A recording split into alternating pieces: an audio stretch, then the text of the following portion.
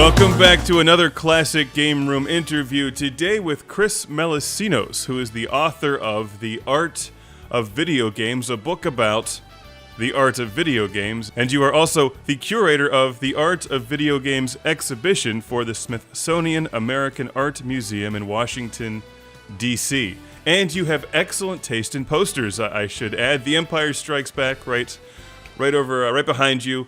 The Art of Video Games on the other side, and behind his head is the Return of the Jedi poster with Leia in the gold bikini. Everyone knows that one, although I think you have the best movie of the three represented right there. So are you excited about The Phantom Menace in 3D?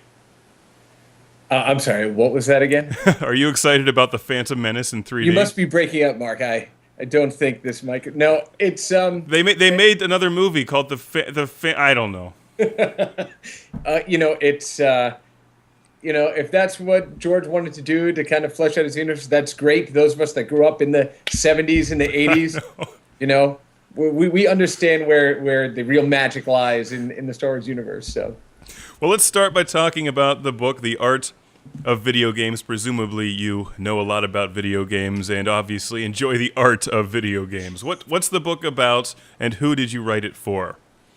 So, well, first, thanks for having me on the program. And, when we're talking about whether or not I know about the art of video games, I think more of it comes from the fact that, I'm a huge gamer, just as yourself. In fact, I wanted to make sure that I showed this. Here's my Atari Lynx. Oh, I left my Lynx at home today, but I got my Woody. Now, I do have to show you this one. Now, the thing is, you can't really see it on here, but that's R.J. Michael's signature on the back of the love it, the Atari Lynx. So I'm a huge collector of games and game systems, and I've been programming basically since the early 1970s. Started on my Commodore VIC-20, which I still have over here to the side, and never really stopped. Programming games and playing video games. Eventually, I got into the games industry. I was the chief gaming officer at Sun Microsystems for about 11 years, and in fact, I'm missing GDC because we are getting ready to open the art exhibition at the Smithsonian. But I've been around the games industry for a long time and really focused on trying to figure out how we can do projects and create opportunities to preserve video games. So I started this project with the Smithsonian American Art Museum to create the very first art exhibition that focuses on the evolution of the art of video games, not the games necessarily themselves, or just looking at a high-resolution screenshot and saying, wow, isn't that beautiful, look at how marvelous that is. It's really more about the evolution of the form as art over time. This book is the direct output of that work in the exhibition. Well, as we seem to be the same generation here and grew up playing games in the arcades and on the Atari 2600. And obviously the art has progressed quite a bit graphically, but has it progressed as an art form?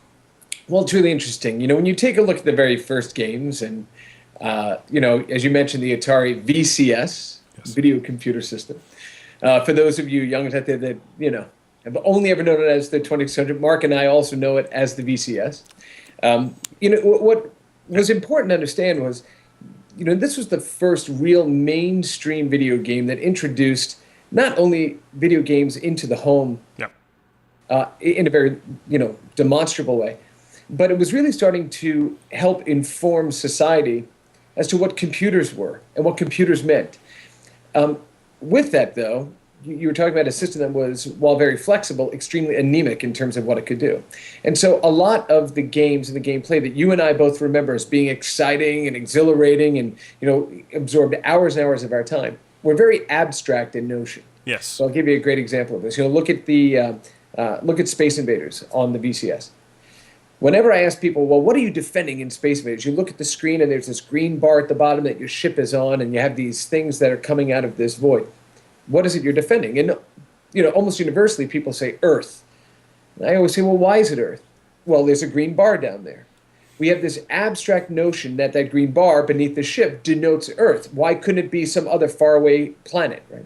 But what we do is we fill in the gaps that the technology could not communicate through with our own ideas and our own experiences. And our own imagination.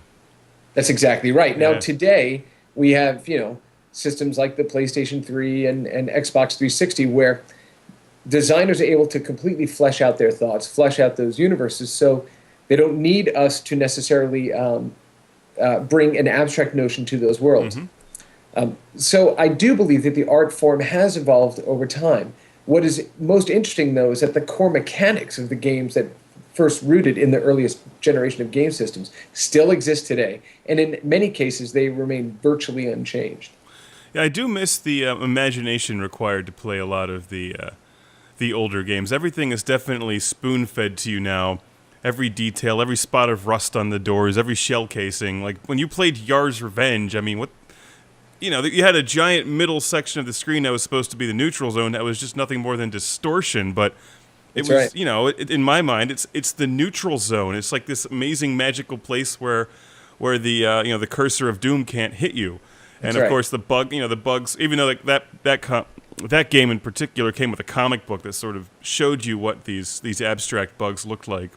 That's exactly right. I mean, in many, To use your imagination for this stuff. that's right. Many games, had to come with additional material, and we saw this all the way up into really the mid to late '80s, and even the early '90s in some cases, specifically with PC games, where the technology or the engines or the platform were not able to fully deliver the idea that a designer had. So they would include comic books and cloth maps and additional pieces of material, box art, and these things to try to better inform their intent, because the game technology did not allow for that to occur. Now, while we don't have that issue today, what is very interesting is that we're able to start saying, well, we have all this massive canvas in which to go ahead and paint these pictures.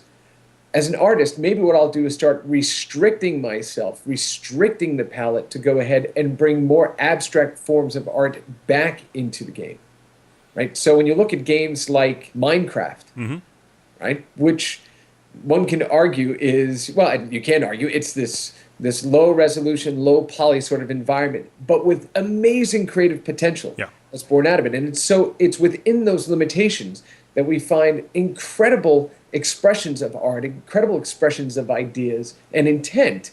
So it isn't necessarily that technology limits us, it's how do artists and designers choose to limit themselves to create the experience they want to create. Well, it would be a silly question to ask what's better, the arts of the late 70s or 80s or the arts of 2012, because, I mean, first of all, it's subjective.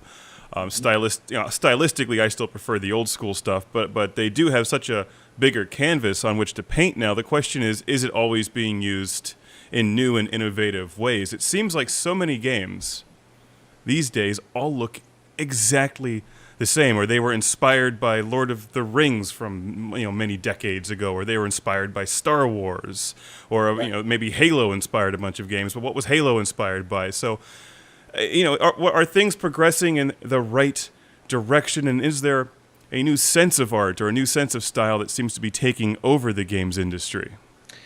I really think that while you're right in that, when you look at a particular genre of games, typically, right, the best form of flattery is stealing concepts or having derivative concepts that are almost identical. There was no shortage of this. Every generation has seen this, right? When Super Mario Brothers came out on the NES and really defined the platform game mechanics that everyone else followed, you had a ton of platform games try to come out that mimicked exactly what they were doing. Yeah. So I don't think it's specific to this generation. It's Pac-Man had the same thing.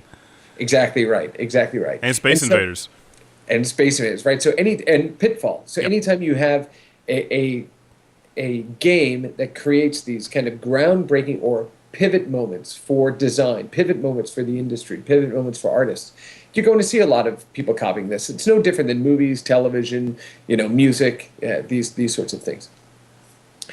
Sometimes we can say, well, maybe FPSs look too brown nowadays because it seems to be the color palette of choice. Yes. Well, no, it's people that are kind of finding their engines that work for them, environments that work for them, and they're trying to go and appropriate the best of what a genre has to offer. But I believe that today, you take a look at all of the independent game development that's going on, the storefronts that are built into the Xbox Live platform, that are built into PlayStation 3 network platform, and so on and so forth, Steam and these sorts of things. There's a ton of amazing work that's being done right now in the indie scene that is getting massive recognition. It's making massive inroads. And so what's happening is we thought the industry and game development was kind of moving towards the big companies and big environments, the only way you're going to get stuff out there. Democratization of the internet as a technology platform for distribution has opened up the market again to incredibly creative, incredibly exciting and dynamic video games that are challenging what video games can mean today.